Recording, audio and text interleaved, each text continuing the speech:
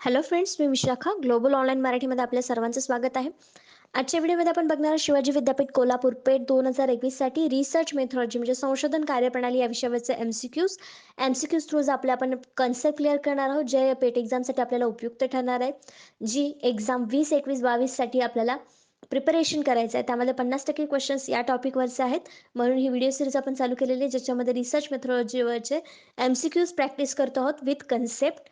आजचं हे आपलं 11वं लेक्चर आहे. ऑलरेडी 10 लेक्चर्स कंप्लीट झालेले आहेत या टॉपिकवरचे. लेक्चर सुरू करण्यापूर्वी आणखी एक गोष्ट महत्त्वाची सूचना अशी आहे की आमच्याकडे रिसर्च मेथॉलॉजी या टॉपिकसाठी स्पेशल कोर्स आहे, ज्यामध्ये तुम्हाला मिळणार full syllabus video lectures, 10 test research मेथॉलॉजीवरती, ज्याच्यामध्ये तुमचा फुल सिलेबस कव्हर होणार आहे रिसर्च मेथॉलॉजीच्या सरावानुसार. आणि नोट्स देखील मिळणार आहेत इंग्लिश आणि मराठी दोन्ही लँग्वेजमध्ये. तर हे मटेरियल्स आहे ते तुम्हाला पूर्णपणे या पेट एक्झामला क्लिअर करण्यासाठी मदत करणार आहे.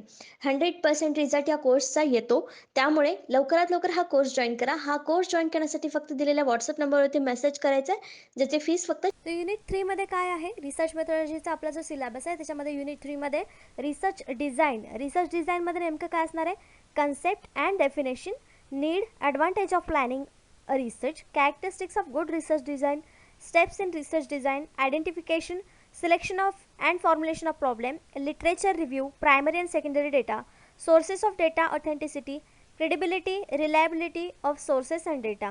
हे सगळे जे पॉईंट्स आहेत ते आपल्याला रिसर्च डिझाईनमध्ये कव्हर करायचे आहेत, जे रिसर्च मेथॉलॉजीचे आहेत. बघूया आजचा पहिला प्रश्न काय आहे. In order to pursue the research which of the following is priorly required. इथं आपल्याला प्रश्न काय विचारलेला आहे की आपल्याला स्टडी करताना कुठला एक आयटम किंवा कुठली एक गोष्ट जी आहे ती रिक्वायर्ड आहे कुठल्याही स्टडीचा म्हणजे कुठल्याही रिसर्चची सुरुवात करताना. जे ऑप्शन्स दिलेले आहेत ते बघूयात आपण काय आहेत. डेव्हलपिंग अ रिसर्च डिझाईन, संशोधन डिझाईन विकसित करणे. फॉर्मॅटिंग अ रिसर्च क्वेश्चन, संशोधन प्रश्न तयार करीत आहे. Deciding about the data analysis procedure, data विश्लेषण प्रक्रियेबद्दल निर्णय घेत आहे किंवा घेणे. फॉर्म्युलेटिंग अ रिसर्च हायपोथेसिस, संशोधन गृहीतक बनवणे. तर यापैकी कुठली गोष्ट अशी आहे जी प्रायरली म्हणजे एकदम पहिल्या महत्वावरती, पहिल्या पॉइंटवरती आवश्यक आहे रिसर्च करताना. तर हे जे सगळे पॉइंट्स आहेत ते आपल्याला रिसर्च करताना आवश्यकच असतात. पण सगळ्यात पहिली गोष्ट ऑप्शन पैकी दिलेली कुठली गोष्ट अशी आहे जी आपल्याला आवश्यक असते रिसर्च साठी. तर बघूया. डेव्हलपिंग अ रिसर्च डेव्हलप करणं तेवढं महत्वाचं आहे का, त्याला आपण फर्स्ट नंबरला ठेवू शकतो का, नाही. दुसरं काय, फॉर्म्युलेटिंग अ रिसर्च क्वेश्चन. ती ही जी गोष्ट आहे रिसर्च क्वेश्चन तयार करणं, तर ही सगळ्यात प्रायरली रिक्वायर्ड गोष्ट आहे रिसर्चसाठी. जर आपल्याकडे क्वेश्चनच नसेल तर आपण रिसर्च कशावर करणार. मग आपलं करेक्ट क्वेश्चनचा आन्सर काय असणार इथे, formulating a research question. Formulating a research question म्हणजे संशोधन प्रश्न तयार करणे ही सगळ्यात महत्वाची गोष्ट आहे कुठलाही रिसर्च करण्यासाठी. म्हणून आपलं करेक्ट आन्सर इथे बी आलेला आहे.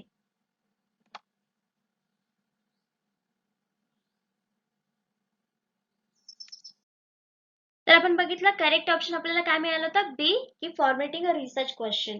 तर मग इथे steps to developing a research question आहे. रिसर्च क्वेश्चन कसा तयार करायचा हे आपण आज बघूया. म्हणजे त्याच्यासाठी काय काय गोष्टी आवश्यक आहेत ते आपल्याला बघायचे. तर आपल्याला दिसतायत खाली की choose an interesting developing a research question, choose an interesting general topic. तर इथे सुरुवातीला आपली फर्स्ट स्टेप काय दिलेली आहे त्यांनी, की चूज अ जनरल टॉपिक. एक जनरल टॉपिक आपल्याला सिलेक्ट करायचा आहे. Most professional researchers focuses on topics they are genuinely interested in study. तर काय करतात, जे रिसर्चर्स आपले रिसर्च करत असतात ते काय करतात, जो टॉपिक तो टॉपिक निवडतात ज्याच्यामध्ये त्यांना इंटरेस्ट आहे, ज्याच्यामध्ये त्यांनी ऑलरेडी स्टडी केलेला आहे आणि त्यामध्ये त्यांना थोडासा इंटरेस्ट आहे, असा टॉपिक ते निवडत असतात.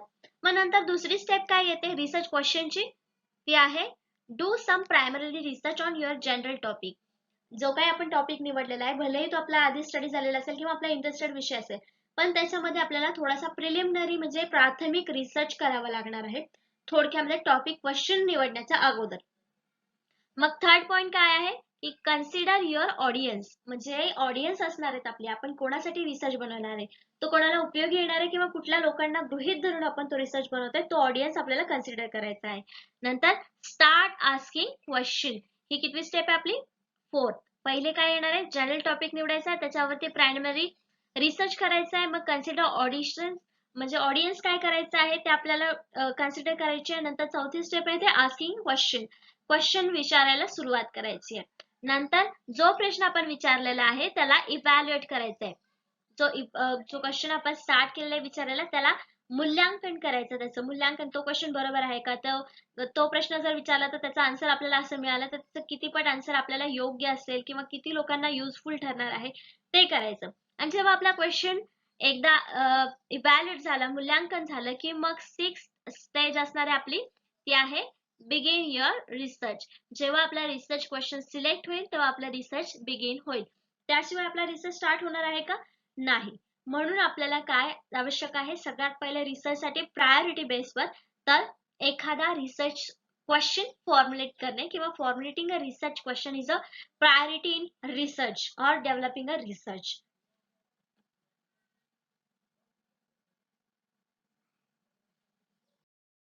नेक्स्ट क्वेश्चन बघतोय आपण सेकंड नंबरचा. Which of the following does not correspond to the characteristics of research? तर खाली काय ऑप्शन्स दिलेले आहेत, ती वैशिष्ट्य आहेत रिसर्चची, तर त्यापैकी कुठल्या एखाद्या रिसर्चचं कॅरेक्टरिस्टिक्स नाहीये हे आपल्याला सांगायचं आहे. पुढीलपैकी कोणते संशोधन वैशिष्ट्यांशी संबंधित नाही आपल्याला सांगायचं. तर आपण बघतोय आता कुठले कुठले पॉइंट्स आहेत ते. Research is a not passive. त्या ऑप्शन मध्ये काय दिलेलं आपल्याला, research is a not passive म्हणजेच ते काय आहे, ऍक्टिव्ह आहे. म्हणजे हे आपलं जे आन्सर आहे, रिसर्च ऍक्टिव्ह आहे, हे आपलं जे स्टेटमेंट आहे ते बरोबर आहे. म्हणजे हे आपल्या संशोधनाचं कॅरेक्टरिस्टिक्स आहे, वैशिष्ट्य आहे. नेक्स्ट काय दिलंय, रिसर्च इज अ सिस्टमॅटिक, संशोधन हे पद्धतशीर आहे. तिसरं दिलंय research is a not problem oriented and research is a not process, हे दिलेलं आहे. तर आपण बघूया, एक एक स्टेटमेंट चेक करूया. जसं की पहिलं बघितलं की रिसर्च इज नॉट पॅसिव्ह म्हणजे ते ऍक्टिव्ह आहे.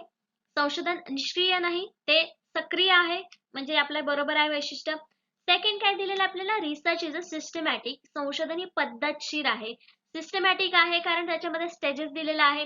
जसं की पहिले आपल्याला रिसर्च क्वेश्चन फॉर्म्युलेट करायचा आहे, त्याच्यानंतर त्याच्यावरती प्रायमरी बेस्ड माहिती गोळा करायची आहे, म्हणजे डेटा कलेक्शन करायचं आहे. अशा वेगवेगळ्या स्टेप आहेत आपल्या बरोबर. मग हे जे पद्धतशीर करण्याच्या स्टेप्स आहेत, म्हणजेच आपण संशोधन पद्धतशीर करतोय, सिस्टमॅटिकपणे करतोय, म्हणजे हे पण आपलं स्टेटमेंट जे आहे ते कसं आहे, बरोबर आहे इथे. म्हणजे हे पण वैशिष्ट्य आहे रिसर्चचं. नेक्स्ट काय, research is a not problem oriented, संशोधन ही समस्या प्रधान नाही. मग हे सुद्धा आपलं कसं बरोबर आहे का, तर समस्या प्रधान नाहीये, त्याच्यावरती सोल्युशन शोधण्याला संशोधन हे व्हॅल्यू देत असतं. म्हणजे जो काय आपण रिसर्च क्वेश्चन निवडलाय तर सोल्युशन शोधणं हा त्याचा मेन मोटो असतो एखाद्या रिसर्चचा. म्हणजे आपलं हे स्टेटमेंट कसं आहे, हे स्टेटमेंट आपलं एक करेक्ट स्टेटमेंट आहे असं आपण म्हणू शकतो, करेक्ट स्टेटमेंट. आणि डी जे आहे, research is a not process, संशोधन ही प्रक्रिया नाही. असं कसं म्हणू शकतो की आपण संशोधन ही प्रक्रिया नाही, आपण इथं म्हणतो सिस्टमॅटिक पद्धतशीर आहे, शिवाय त्याला स्टेप्स आहेत, 1 2 3 4 स्टेप्सनी जातो. पहिले रिसर्च क्वेश्चन तयार करतो आणि नंतर मग त्याच्यावरती data collection, methods data collection, या सगळ्या एका प्रोसेस मध्ये जातोय ना आपण. ही स्टेप झाली, फर्स्ट स्टेप झाली की सेकंड स्टेप झाली की थर्ड स्टेप, या ज्या स्टेप्स नुसार आपण जातोय त्यानुसार ती प्रोसेसच आहे. म्हणजे आपलं जे चौथं स्टेटमेंट आहे ते इथे चुकीचं आहे, ते आपल्या वैशिष्ट्याशी संबंधित नाहीये. मग आपलं करेक्ट आन्सर इथे काय येणार आहे, D, research is a not a process, संशोधन ही प्रक्रिया नाही. हे वाक्य जे आहे ते इथे चुकीचं आहे आपल्या ऑप्शन्स पैकी. तर आपल्याला इथे काही कॅरेक्टरिस्टिक्स दिलेत ते आपण बघतोय आता, की रिसर्चचे कॅरेक्टर्स बघले, रिसर्च इज नॉट प्रोसेस हे आपला करेक्ट आन्सर होता, करेक्ट ऑप्शन होता डी. आणि कॅरेक्टरिस्टिक्स ऑफ रिसर्च आपल्याला काही बघायचे आहेत, जे आहेत फर्स्ट दिलेलं आहे ते आहे research should focus and priority problems वरती सुरुवातीला फोकस केलेला पाहिजे, त्याच्यावरती सोल्युशन शोधणं हे त्याचा महत्वाचा मोठो आहे. नंतर research should be systematic, research systematic असला पाहिजे. रिसर्च शुड बी लॉजिकल, बरोबर आहे, जे काही रिसर्च आपण करणार आहे त्याच्यामध्ये काहीतरी लॉजिक असलं पाहिजे, म्हणजे तो लॉजिकल असेल तरच तो सगळ्यांना उपयोगी ठरणार आहे. रिसर्च शुड बी रिप्रोडक्टिव्ह, हे झालं आपलं चौथं वैशिष्ट्य. कारण जर त्याच्यामध्ये काही प्रोडक्शनच नसेल तर त्याचा काय उपयोग होणार, कारण प्रोडक्शन आपण रिसर्च करून नाही, म्हणजेच तो काहीतरी रिप्रोडक्टिव्ह असले पाहिजे. रिसर्च शुड बी रिप्लिकेबल असला पाहिजे, त्यातून काहीतरी दिसलं पाहिजे, दुसऱ्या लोकांना त्यामध्ये काहीतरी जाणवलं पाहिजे, स्टडी करण्यासाठी उपयुक्त असलं पाहिजे. म्हणजे हा एक झाला आपलं वैशिष्ट्य. आणि दुसरं 6वं वैशिष्ट्य आहे आपलं रिसर्च शुड बी जनरेटिव्ह, काहीतरी जनरेट करणारं पाहिजे, जनरेट केलेलं पाहिजे रिसर्च मध्ये, म्हणून ते एक जनरेटिव्ह असलं पाहिजे. हे एक आपलं कॅरेक्टरिस्टिक आहे रिसर्चचं. नंतर आहे research should be action oriented, म्हणजे त्याच्यावर काहीतरी ऍक्शन झाली पाहिजे, म्हणजे त्यातून काहीतरी आपल्याला उपाय मिळाला पाहिजे जो आपल्याला नेक्स्ट येणाऱ्या लोकांसाठी उपयुक्त असणार आहे. म्हणून आपले हे एक 7 कॅरेक्टरिस्टिक्स आहेत रिसर्चचे, जे महत्वाचे आहेत असं आपण म्हणू शकतो. जर डिस्क्रिप्टिव्ह क्वेश्चन आपल्याला या एक्झामला येणार नाही आहेत, पण पुढे चालून आपण जेव्हा रिसर्च करणार आहोत तेव्हा आपल्या रिसर्च मध्ये हे सगळे पॉइंट्स दिसले पाहिजेत, म्हणजेच आपला रिसर्च कसा गुड रिसर्च होणार आहे किंवा रिसर्च चांगला होणार आहे. तर आपण नेक्स्ट क्वेश्चन बघतोय 3rd नंबरचा. Why do you need to review the existing literature, विद्यमान साहित्याचे पुनरावलोकन का करावे लागते? तर लिटरेचर रिव्ह्यू हा एक पॉइंट आहे. आपल्याला जेव्हा आपण विषय निवडतो त्याच्यानंतर आपल्याला हा पॉइंट घ्यावा लागतो, लिटरेचर रिव्ह्यू. तो कशासाठी करायचा असतो हे आपल्याला सांगायचं आहे. ऑप्शन्स दिलेले आहेत.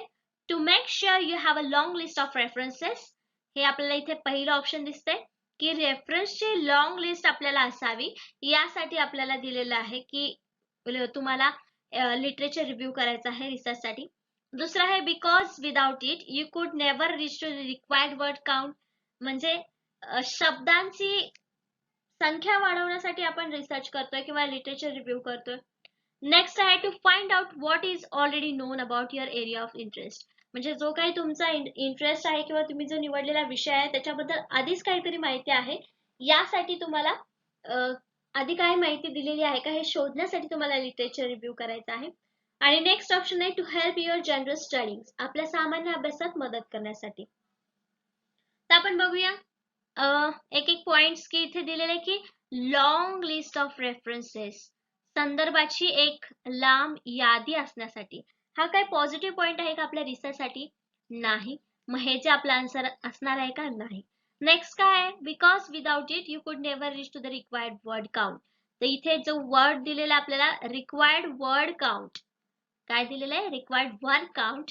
तर वर्ड काउंट साठी आपण कधीच लिटरेचर रिव्ह्यू करत नाही, फक्त आपल्या शब्दांची संख्या वाढावी म्हणून आपण रिसर्च लिटरेचर रिव्ह्यू करतो का? नाही. मग to find out what is already known about your area of the interest, कदाचित हे आपला आन्सर असू शकतं, आपण याला स्टार करू शकतो, पण नेक्स्ट ऑप्शन आपल्याला अजून चेक करायचं आहे. मग नेक्स्ट ऑप्शन काय? To help in your general studies, आपण बी ला इथे काट मारू म्हणजे आपले कुठले ऑप्शन चॉईस करायचे ते लक्षात राहील. To help your general studies, आपल्या सामान्य अभ्यासात मदत करण्यासाठी. सामान्य अभ्यासात मदत करण्यासाठी लिटरेचर रिव्ह्यू रिसर्च मध्ये करणं आवश्यक आहे का? नाही. तो एवढा व्हॅलिड पॉइंट दिसत नाही. मग आपल्या इथे करेक्ट आन्सर काय येणार? आपल्याला सगळ्यात करेक्ट ऑप्शन इथे काय दिसत आहे? सी, म्हणजे आवडीच्या क्षेत्राबद्दल आधीच काय ज्ञात आहे, जो आपण विषय निवडलेला आहे त्याच्याबद्दल ऑलरेडी काय माहिती आहे किंवा कोणी काय लिहून ठेवलंय ही माहिती मिळवण्यासाठी आपल्याला लिटरेचर रिव्ह्यू करावा लागतो. म्हणजे आपला करेक्ट आन्सर इथे असणार आहे C, to find out what is already known about your area of interest, आपल्या आवडीच्या क्षेत्राबद्दल आधीच काय ज्ञात आहे ते शोधण्यासाठी आपण लिटरेचर रिव्ह्यू करत असतो. तर करेक्ट आन्सर आपल्याला मिळाला होता सी. आणि काय इथे आपल्याला काय दिलेलं की लिटरेचर रिव्ह्यू म्हणजे काय? अ literature review is a comprehensive summary of previous research on topic.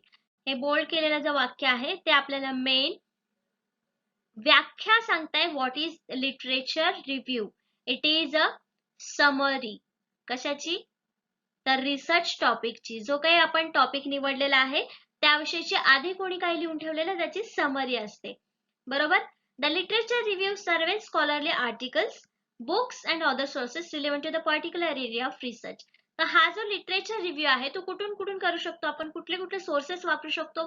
तर आर्टिकल्स, त्याच्यानंतर books and other sources relevant to the particular area, म्हणजे आपण तिथे न्यूजपेपर घेऊ शकतो किंवा मॅगझिन्स घेऊ शकतो. हे सगळे जे गोष्टी आहेत त्या आपण लिटरेचर रिव्ह्यू मध्ये सोर्स म्हणून वापरतो.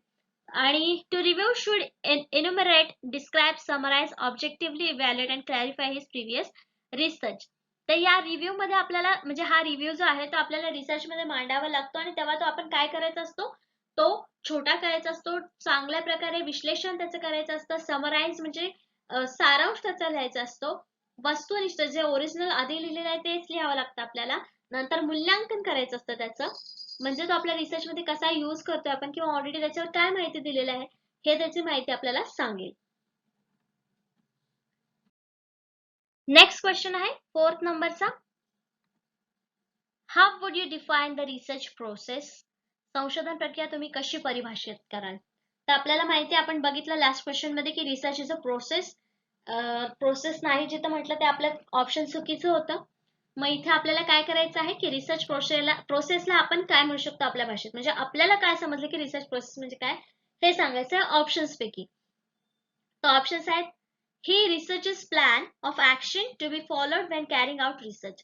संशोधकाची कृती करण्याच्या योजनेचे संशोधन चालू असताना त्याचे अनुसरण करणे. A method of collecting research data.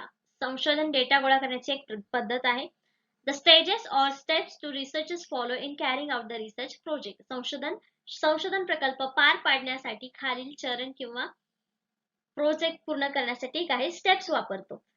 The account of the study the researchers will write at the end of the study ready for publication. संशोधकाच्या अभ्यासाचा अहवाल अभ्यासाच्या शेवटी प्रकाशनासाठी तयार होईल. याला आपण संशोधन प्रक्रिया म्हणतो का? यापैकी कशाला आपण म्हणू शकतो? तर ऑप्शन्स पैकी बघूया आपण कुठले कुठले ऑप्शन्स काय काय सांगतायत. तर इथे सांगताय की research plans of action would be followed by carrying out the research. संशोधकाची कृती करण्याच्या योजनेचे संशोधन चालू असताना त्याचे अनुसरण करणे. अनुसरण करणे म्हणजे संशोधन प्रोसेस आहे असं आपण म्हणू शकतो का? नाही. मग हे आपलं ऑप्शन नाही. अ method of collecting data. Data collection करणे फक्त म्हणजे रिसर्च प्रोसेस आहे का? नाही. रिसर्च प्रोसेस मध्ये बऱ्याच अजून स्टेप आहेत किंवा स्टेजेस आहेत हे आपल्याला माहिती आहे. मग इथे फक्त method of data collection he process नाही, म्हणजे हे सुद्धा ऑप्शन चुकीचं आहे. मग सी काय दाखवतोय? The stages or the steps. Stages and the steps. Process म्हणले की तिथं स्टेजेस अँड स्टेप्स आल्या, म्हणजे आपलं हे करेक्ट ऑप्शन वाटतंय. पुढे बघूया. The researchers follows in carrying out the research project. म्हणजे रिसर्च प्रोजेक्ट जो आहे तो कम्प्लीट करताना काही स्टेजेस आणि स्टेप्स तिथे वापरलेले आहेत, म्हणजे तिथे एक प्रोसेस कम्प्लीट झालेली आहे. मग आपलं हे करेक्ट आन्सर असू शकतं का? अशा प्रकारे आपण व्याख्या करू शकतो की रिसर्चची की रिसर्च प्रोजेक्ट करताना काही स्टेप्स आणि स्टेजेसचा वापर करणं किंवा त्याला फॉलो करून एक रिसर्च प्रोजेक्ट कम्प्लीट करणं, याला आपण रिसर्च प्रोसेस म्हणतो, असं म्हणू शकतो की नाही? मग आपल्या इथे करेक्ट आन्सर असणार आहे सी. म्हणजे या प्रश्नाचं उत्तर आपल्याला इथे सी मिळालेलं आहे. आणि डी ऑप्शन का नसणार आहे? कारण त्यांनी फक्त सांगितलं की प्रकाशनासाठी शेवटी तयार झालेला असेल अहवाल. ही प्रोसेस आहे का? नाही. जेव्हा जेव्हा आपल्याला प्रोसेस बद्दल प्रश्न येईल तेव्हा आपल्याला लक्षात ठेवायचं की स्टेजेस आणि स्टेप हे प्रोसेस मध्ये असतात आणि त्या पर्टिक्युलर रेंज मध्ये किंवा पर्टिक्युलर एका सायकल मध्ये त्या चाललेल्या असतात, त्याला आपण एक प्रोसेस म्हणू शकतो. करेक्ट ऑप्शन आपल्याला सी मिळालं होतं. मग त्याचं एक्सप्लेनेशन कसं देता येईल आपल्याला बघूया. The research process involves identifying, locating, assessing and analyzing information you need to support your research question. तर रिसर्च प्रोसेस काय आहे? तर आपल्या रिसर्च क्वेश्चनला सपोर्ट करण्यासाठी काही इन्फॉर्मेशन जे आहे ते आपल्याला विश्लेषण करायचं असतं, लोकेशन बघायचं असतं, असेस करायचं असतं, अनालायझिंग म्हणजे विश्लेषण करायचं असतं आणि ओळखायचं असतं काय आहे. तर रिसर्च क्वेश्चनला सपोर्ट करणारे हे काही स्टेटमेंट्स किंवा माहिती आपल्याला पुरवायची असते, त्याला एक आपण रिसर्च क्वेश्चन असं म्हणू शकतो. And then developing and expressing your ideas. म्हणजे एकदा रिसर्च झाला, डेटा कलेक्ट झाला की आपल्या काय आयडिया आहेत त्याच्यामध्ये किंवा आपण ते करण्याचा हेतू काय आहे, त्यातून आपल्याला काय साध्य होणार आहे, हे आपण त्या रिसर्च ह्याच्यामध्ये टाकायचं आहे. The research process can be broken down into 7 steps. तर इथे काय सांगितलेलं आहे आपल्याला? रिसर्च प्रोसेस ह्या 7 स्टेप्स मध्ये पाडलेल्या आहेत. Making it more manageable and easier to understand.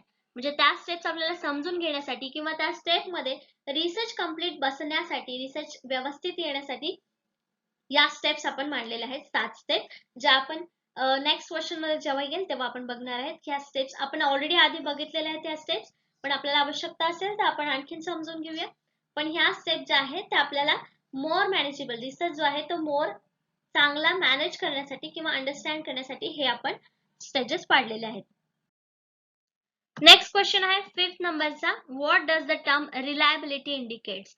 आपण एका लेक्चर मध्ये बघितलं होतं रिपीटेबिलिटी काय आहे.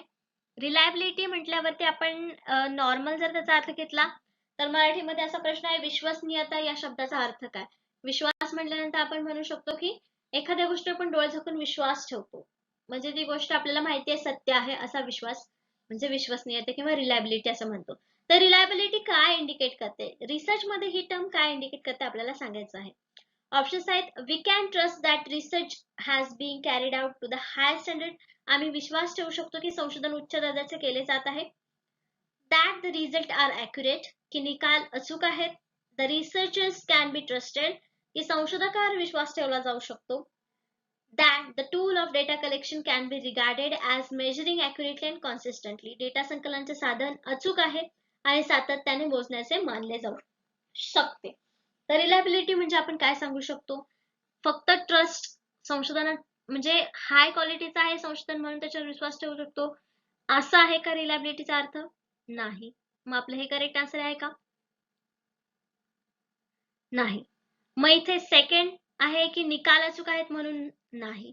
मग संशोधकावर विश्वास ठेवला जाऊ शकतो ह्याला रिलायबिलिटी म्हणतात का. नाही. तर आपल्या इथे करेक्ट आन्सर ऑलरेडी आपल्याला आलेला आहे, ते की that the tool of data collection, जे डेटा कलेक्शन साठी आपण टूल वापरलेले आहेत तेच अचूक आहेत हे आपण रिलायबिलिटी मध्ये दाखवू शकतो किंवा इंडिकेट करतं. जेव्हा आपण विश्वास ठेवतो किंवा एखादं संशोधन हे रिलायबल असतं, म्हणजेच त्याचे जे डेटा कलेक्शनचे टूल्स आहेत ते व्यवस्थित वापरले गेलेले आहेत आणि जेव्हा जेव्हा आपण तो रिसर्च लागू करून बघू तेव्हा ते योग्य असणार आहे, असा त्याचा रिलायबिलिटीचा अर्थ आपण इथे इंडिकेट करू शकतो. करेक्ट ऑप्शन आपल्याला डी मिळालं होतं, की जे टूल्स आहेत आणि डेटा कलेक्शनचे मेथड्स आहेत ते योग्य प्रकारे वापरले गेलेले आहेत असं आपण डेटा कलेक्शन विश्वसनीयता या टर्म मध्ये इंडिकेट करू शकतो. In research the term reliability means, आता इथे रिलायबिलिटी म्हणून काय सांगितलेलं आहे, रिपीटेबिलिटी, रिपीटेबिलिटी और कन्सिस्टन्सी. विश्वास म्हणजे यांनी काय सांगितलेलं आहे की त्याच्यामध्ये रिपीटेबिलिटी आहे, जी कन्सेप्ट आपण आधी बघितली आहे, आणि कन्सिस्टन्सी पण आहे म्हणजे कंटिन्युटी पण आहे. A measure is considered reliable if it would give us the same result over again and again. रिपीटेबिलिटीचा अर्थ इथे आपल्याला परत एकदा सांगितलेला आहे की त्यांनी जी गोष्ट परत परत रिझल्ट सेम देते. जेव्हा आपण एका लॅब मध्ये मोजमाप घेतो आणि ते मोजमाप आपल्याला थोड्याफार फरकाने वेगवेगळे येतात पण तीच कंटिन्यू प्रोसेस आपण करत असतो, त्याला काय म्हणतो आपण, रिपीटेबिलिटी. तर ती कन्सिस्टन्सी आणि रिपीटेबिलिटी जेव्हा असते तर ती टर्म रिलायबिलिटी आहे असं आपण म्हणू शकतो. त्याच्यामध्ये विश्वास आहे किंवा विश्वासार्हता आहे असं आपण म्हणू शकतो. A measure is considered reliable if it would give us same result over and over again, assuming that we are measuring isn't changing. Let's explore in more detail what it means to say that measure is repeatable and consistent. तर काय सांगितलेलं आहे त्याने, मोर explain करताना काय सांगू शकतो आपण की जसं मी उदाहरण सांगितलं की एका लॅब मध्ये जर आपण एखाद्या ऍसिडचे किंवा एखाद्या रिएक्शनचे जर मेजर्स घेत असो, मोजमाप घेत असो आणि त्याच्यामध्ये आपल्याला रिझल्ट सेम येत आहे, 2 वेळेस 3 वेळेस 4 वेळेस कंटिन्युअस आपल्याला हा रिझल्ट सेम आलाय, तर ती रिपीटेबिलिटी आहे आणि ही टर्म रिलायबिलिटी मध्ये येते, कारण विश्वास ठेवू शकतो आपण जेव्हा जेव्हा आपण हे परत करून बघतोय तेव्हा तेव्हा आपल्याला रिझल्ट सेम येतोय, मग ती रिलायबिलिटी तिथे आपल्याला दिसून येते. नेक्स्ट क्वेश्चन आहे 6 नंबरचा. Data originally collected in process of investigation are known as. तर इथे आपल्याला विचारलेला आहे प्रश्न डेटा कलेक्शन वरती किंवा डेटाचे जे टाईप आहे त्याच्यावरती प्रश्न विचारलेला आहे. तपासणी प्रक्रियेमध्ये जमा केलेला डेटा म्हणून ओळखला जातो, कशाला म्हणतात. ऑप्शन्स आहेत foreign data, primary data, third data आणि सेकंडरी डेटा. तर ऑप्शन्स पैकी आपल्याला बघायचं आहे पहिला फॉरेन डेटा हा टाईप आहे का, नाही, म्हणजे हा जो ऑप्शन आहे तो आपला पहिलेच कट झालाय. नेक्स्ट आहे प्रायमरी डेटा, हे ऑप्शन आपलं असू शकतं. थर्ड डेटा, तिसरा डेटा, हे काय आपल्याला माहिती आहे का डेटा कलेक्शन मध्ये काही टाईप आहे वगैरे, नाही, म्हणजे हे पण आपलं ऑप्शन गेलं. सेकंडरी डेटा, दुय्यम डेटा, तर हे दोन जे ऑप्शन आहेत यापैकी आपल्याला करेक्ट आन्सर चॉईस करायचा आहे. तर त्यांनी काय सांगितलंय, data originally collected in process of investigation, म्हणजे ओरिजिनली हा डेटा जो आहे तो स्वतः आपण इन्व्हेस्टिगेट करतोय, तपासणी करतोय, रिसर्च करतोय तेव्हा आपल्याला मिळालेला आहे. मग लास्ट लेक्चर मध्ये आपण बघितलं होतं की प्रायमरी डेटा जो आहे त्याच्यामध्ये आपण स्वतः माहिती गोळा करत असतो, जो रिसर्चर आहे तो स्वतः इन्व्हेस्टिगेट करून स्वतः डेटा कलेक्शन करतो आणि माहिती मिळवत असतो, डेटा जमा करत असतो. मग याचा आन्सर आपल्याला काय असणार आहे, ऑफकोर्स प्रायमरी डेटा. बी हे आपलं इथे करेक्ट आन्सर असणार आहे. बी. कसं ते आपण बघितलं. मुलाखत घेतो त्यातून आपण जो डेटा मिळतो तो प्रायमरी डेटा असतो, कारण तो आपण स्वतः गोळा केलेला असतो. तेच जर मुलाखत आधी कोणीतरी घेऊन ठेवलेलं असेल आणि मग त्याचा वापर आपण आपल्या रिसर्च मध्ये करणार असेल तर तो सेकंडरी डेटा असेल. भलेही तो इंटरव्ह्यूच असेल, मुलाखतच असेल, पण तो ऑलरेडी कोणीतरी घेऊन ठेवलेला आहे म्हणून तो आपला सेकंडरी डेटा असणार आहे. मग इथे प्रश्नामध्ये आपल्याला दिलेला आहे की सुरुवातीला कोण कलेक्ट करतो आहे आणि तो डेटा कुठला आहे, तर तो प्रायमरी डेटा आहे. तर आपल्याला करेक्ट आन्सर मिळाला होता बी, प्रायमरी डेटा. इथे परत सांगितलं की प्रायमरी डेटामध्ये काय काय येतं आणि सेकंडरी डेटामध्ये काय काय येतं. पण प्रायमरी डेटाचे एक्झाम्पल्स इथे दिलेले आहे. Primary data is a type of data is collected by research directly from the main source through interview. तर सांगितलं की प्रायमरी डेटामध्ये स्वतः रिसर्च जो आहे तो माहिती मिळवत असतो थ्रू इंटरव्ह्यू, सर्वे, एक्सपेरिमेंट्स म्हणजे प्रयोग, सर्वे किंवा मुलाखती यांच्याद्वारे ही माहिती मिळवत असतो. Primary data are usually collected from the source where the data originally originate from and are generated as a best kind of data research. तर इथे काय सांगितलेलं, ओरिजिनली कुठून हा डेटा मिळतो आपल्याला, जिथे बेस्ट सोर्स आहे किंवा बेस्ट काइंड ऑफ डेटा आहे तिथून आपण हा डेटा गोळा करत असतो, प्राथमिक डेटा गोळा करताना. Next, an example of primary data is national census data collected by the government. इथे त्यांनी आपल्याला काय दिलेलं आहे, एक्झाम्पल दिलेलं आहे. एक एक्झाम्पल दिलेलं आहे प्रायमरी डेटाचं. काय, तर नॅशनल सेन्सस, ज्याला आपण मराठीमध्ये बोलतो जनगणना. माहितीये कशी केली जाते, दर 10 वर्षांनी, दर 10 वर्षांनी ही केली जाते आणि त्याच्यामध्ये सगळ्या लोकांची माहिती कलेक्ट केली जाते थ्रू सर्वे. मग इथे काय दिलेलं आहे, census data collected by the government, while an example of secondary data is that data collected from the online sources. तर हा जो डेटा आहे, सेन्सस मध्ये गोळा केलेला डेटा जो आहे तो प्रायमरी डेटा होतो, जेव्हा गव्हर्नमेंट हा डेटा जमा करत असते. पण तोच सेकंडरी डेटा म्हणून आपल्या रिसर्च मध्ये आपण वापरतो कधी, जेव्हा तो ऑनलाईन पब्लिश केला जातो आणि ऑनलाईन माहितीमधून, डेटामधून तो डेटा आपण आपल्या रिसर्च मध्ये वापरतो, तेव्हा तो सेकंडरी डेटा होतो. The secondary data collected from online sources could be primary data collected by another researchers may need to access the census result. म्हणजे इथे आपल्याला सेन्सस रिझल्ट जो आहे तो जेव्हा गव्हर्नमेंट कलेक्ट करते तेव्हा तो प्रायमरी असतो आणि जेव्हा तो आपण ऑनलाईन वापरतो, कसा वापरतो, ऑनलाईन ती माहिती वापरतो किंवा त्याचा आपला रेफरन्स आपण आपल्या रिसर्च मध्ये देतो, तेव्हा तो सेकंडरी होतो. कळालं आपल्याला इथे की प्रायमरी डेटा काय आहे आणि सेकंडरी डेटा काय. तर प्रायमरी डेटा हा कधीतरी सेकंडरी डेटा देखील होऊ शकतो. अशा प्रकारे आपण एक्सप्लेन करू शकतो प्रायमरी डेटा आणि सेकंडरी डेटा. तर नेक्स्ट क्वेश्चन आहे 7th नंबरचा, स्टॅटिस्टिकल एन्क्वायरी मीन्स. तर आपल्याला माहिती आहे की स्टॅटिस्टिक काय आहे, जे आपण आपल्या रिसर्च मध्ये आकड्यांची माहिती वापरण्यासाठी इथे वापरत असतो स्टॅटिस्टिक्स. तर स्टॅटिस्टिकल एन्क्वायरी मीन्स काय, सांख्यिकीय चौकशी म्हणजे काय हे आपल्याला सांगायचं आहे.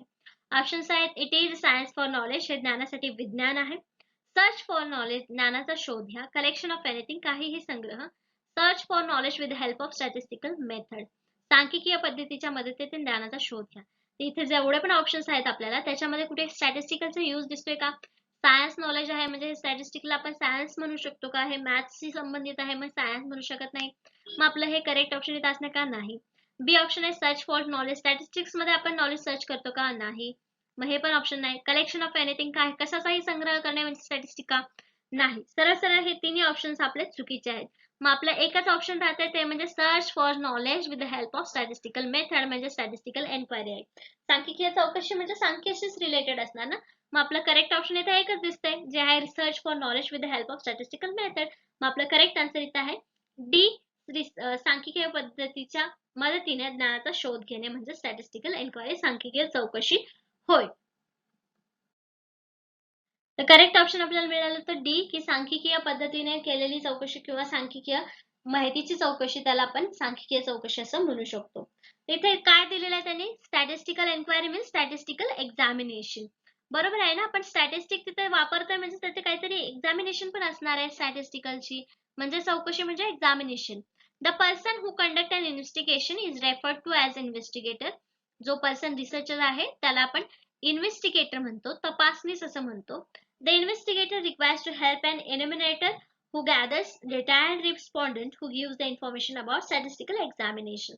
तर हे लोक काय करतात, एक डेटा गोळा करतात आणि त्यातून स्टॅटिस्टिकल एक्झामिनेशन करून स्टॅटिस्टिकल डेटा म्हणजे सांख्यिकीय माहिती इथे आपल्याला पुरवत असतात. तर त्या सगळ्याला आपण एकत्रितपणे स्टॅटिस्टिकल एन्क्वायरी असं म्हणू शकतो. नेक्स्ट क्वेश्चन बघूया 8 नंबरचा. Which of the following is not an example of official document? पुढीलपैकी कोणत्या अधिकृत कागदपत्रांचे उदाहरण नाही? तर काही माहिती आपल्याला जेव्हा आपण रिसर्च करत असतो तेव्हा आपल्याला अधिकृत ऑफिशियल डॉक्युमेंट्स म्हणजे अधिकृत कागदपत्रामधून आपल्याला माहिती घेणं रिसर्च मध्ये एक्सपेक्टेड असतं किंवा त्यातून घेतलेला जो डेटा आहे तो आपल्या रिसर्चला चांगला दर्जा प्राप्त करून देत असतो. मग इथे काय सांगितलेलं आहे आपल्याला की कुठलं एक्झाम्पल ऑफिशियल डॉक्युमेंट्स. ऑप्शन्स आहेत. ऑप्शन्स बघूयात काय काय आहेत. पहिला आहे a report of public enquiry into the government finances, सरकारच्या वित्त पुरवठ्यावर सार्वजनिक चौकशीचा अहवाल. A PhD students collection of interview transcripts, documentation from the pharmaceutical company about new drug म्हणजे नवीन औषधाबद्दल फार्मास्युटिकल कंपनीकडून दस्तऐवजीकरण. A leaked memo from one member of parliament to the another, एका संसदेच्या सदस्याकडून दुसऱ्या सभासदाकडे गेलेला मेमो. इथे जे सगळ्याच माहिती पुरवणारे डॉक्युमेंट्स आहेत पण ऑफिशियल डॉक्युमेंट नाही किंवा त्याचं एक्झाम्पल नाही आहे आपल्याला प्रश्न विचारलेला आहे. मग इथे गव्हर्नमेंट कडून माहिती मिळते म्हणजे हे ऑफिशियल डॉक्युमेंट असणार आहे. इथे आपल्याला एखाद्या कंपनीकडून माहिती मिळते, कॉन्फिडेन्शियल माहिती मिळते म्हणजे हा सुद्धा आपला डॉक्युमेंट ऑफिशियल असणार आहे. इथे तर मेंबर पार्लमेंटचा आहे म्हणजे ही सुद्धा अधिकृत माहिती असणार आहे. मग एकच ऑप्शन जो आहे बी की a PhD student collection of interview transcripts, PhD विद्यार्थ्यांच्या मुलाखतीचा उतारा संग्रह हे काय ऑफिशियल डॉक्युमेंट असणार आहे का? नो. क्लिअर आपल्याला इथे करेक्ट ऑप्शन मिळालेला आहे की बी जे करेक्ट ऑप्शन आहे ते आपला आन्सर आहे. बी ऑप्शन आहे कारण पीएचडी विद्यार्थ्यांचा मुलाखतीचा संग्रह जे आहे ते ऑफिशियल डॉक्युमेंट नसणार आहे. हा तुम्ही त्याचा रेफरन्स घेऊ शकता पण ऑफिशियल डॉक्युमेंट म्हणून तिथे तुम्ही ह्याचा वापर करू शकत नाही डेटा कलेक्शन साठी. मग आपल्याला बी ऑप्शन करेक्ट मिळालेला आहे. मग त्याचं एक्सप्लेनेशन काय देऊ शकतो आपण? Research that uses personal and official document as a source material, म्हणजे रिसर्च जे आहेत ते काय करू शकतात, पर्सनल डॉक्युमेंटला आपण ऑफिशियल डॉक्युमेंट म्हणून सोर्स मटेरियल देऊ शकतो. Many include such things as newspaper, diaries, include such things as stamps, dictionaries, handbills, maps, government statistical publication, photographs, paintings, graphones records, tapes and computer files. हे सगळे काय आहेत आपले official document आहेत किंवा ऑफिशियल डेटा सोर्सेस आहेत असं आपण म्हणू शकतो. पण पर्सनल कसं म्हणू शकतो, पर्सनल यूज साठी. हे ऑफिशियल डॉक्युमेंट्स कसे असू शकतात जेव्हा ते गव्हर्नमेंटने पब्लिश केलेले असतात किंवा एखाद्या कंपनीने पब्लिश केलेले असतात तेव्हा. बाकी ह्या ज्या गोष्टी आहेत आपण पर्सनल लेवल ऑफिशियल डॉक्युमेंट म्हणून यूज करू शकतो. नेक्स्ट क्वेश्चन बघतो 9th नंबरचा. In academic research at university level a verb best avoided in the research question. विद्यापीठ पातळीवर शैक्षणिक संशोधन प्रश्नामध्ये एक क्रियापद टाळले जाते किंवा टाळलं पाहिजे ते कोणतं ते आपल्याला सांगायचं आहे. ऑप्शन्स आहेत टू इस्टॅब्लिश स्थापन करणे, टू डिटरमाइन निश्चित करणे, टू आयडेंटिफाय ओळखणे आणि टू डिस्क्राइब. तर जेव्हा आपण विद्यापीठ पातळीवर संशोधन करत असतो म्हणजे हे सगळे जे आपल्याला ऑप्शन्स दिलेले आहेत यातला कुठला वर्ब आपण आपल्या जो आपण रिसर्च करणार त्याच्यामध्ये टाळला पाहिजे. कुठलेही हायपोथेसिस मांडताना किंवा सुरुवात करताना टू इस्टॅब्लिश एखाद्या गोष्टीची स्थापना करण्यासाठी असा स्टेटमेंट आपण स्टार्ट करू शकतो. टू डिटरमाइन म्हणजे एखादी गोष्ट निश्चित करण्यासाठी आपण रिसर्च मध्ये मांडू शकतो. टू आयडेंटिफाय म्हणजे एखादी गोष्ट ओळखण्यासाठी आपण स्टेटमेंट मांडू शकतो रिसर्च मध्ये. पण टू डिस्क्राइब म्हणजे एखाद्या गोष्टीचं विश्लेषण करणे. जेव्हा आपण नवीन रिसर्च करतो तेव्हा एखाद्या गोष्टीचं विश्लेषण आपण ते करणार नाही. म्हणजे कोणता वर्ड आहे किंवा कोणता वर्ब आहे जो आपण इथे वापरणार आहे तो आहे डी टू डिस्क्राइब वर्णन करणे. हा वर्ब आपल्याला तिथे टाळायचा आहे रिसर्च क्वेश्चन मध्ये. रिसर्चचा जेव्हा आपण प्रश्न किंवा समस्या निवडणार आहे तेव्हा टू डिस्क्राइब असं स्टार्ट नाही करू शकत आपण कारण रिसर्च करतोय नवीन माहिती त्याच्यामध्ये शोधणार आहे म्हणून हे क्रियापद तिथं टाळलं पाहिजे किंवा टाळलं गेलं पाहिजे. इथं आपल्याला करेक्ट ऑप्शन डी मिळालं होतं. मग आता this research question is the one of the most important part of your research project. Research question आपला इम्पॉर्टंट पार्ट आहे प्रोजेक्टचा, हे तर आपल्याला माहिती झालं, कारण तो असेल तरच आपण पुढचा रिसर्च करू शकतो. प्रोजेक्ट, थेसिस और डेझर्टेशन म्हणजेच प्रबंध किंवा आपला जो आपण रिसर्च करणार आहे त्याचा महत्वाचा पार्ट आहे question. It's important to spend more some time assessing and refining your question before you get started. कुठलाही रिसर्च स्टार्ट करण्यासाठी सगळ्यात पहिले जास्त वेळ कशावर केला पाहिजे, तर रिसर्च क्वेश्चन वरती, म्हणजे समस्या निवडण्यावरती जास्तीत जास्त वेळ गेला पाहिजे असं आपलं म्हणणं आहे किंवा रिसर्चचं महत्व आहे. The exact from your question will depends on the length of your project. तर जे काय आहे आपला क्वेश्चन, तो आपल्या प्रोजेक्टच्या लेंथ वरती, त्याच्यावरती डिपेंड आहे, आपल्या क्वेश्चन वरती. The type of research, the topic and the research problem, म्हणजे याशिवाय रिसर्चचा टाइप कुठला आहे, त्याचा टॉपिक कुठला निवडला आहे, म्हणजे रिसर्च क्वेश्चन मधला टॉपिक कुठला आहे, रिसर्च प्रॉब्लेम कसा आहे, यावरती देखील या गोष्टी डिपेंड करतात. But all research question should be focused. पण रिसर्च क्वेश्चन कसे असले पाहिजेत, फोकस्ड, स्पेसिफिक, अप्रोप्रिएटली कॉम्प्लेक्स,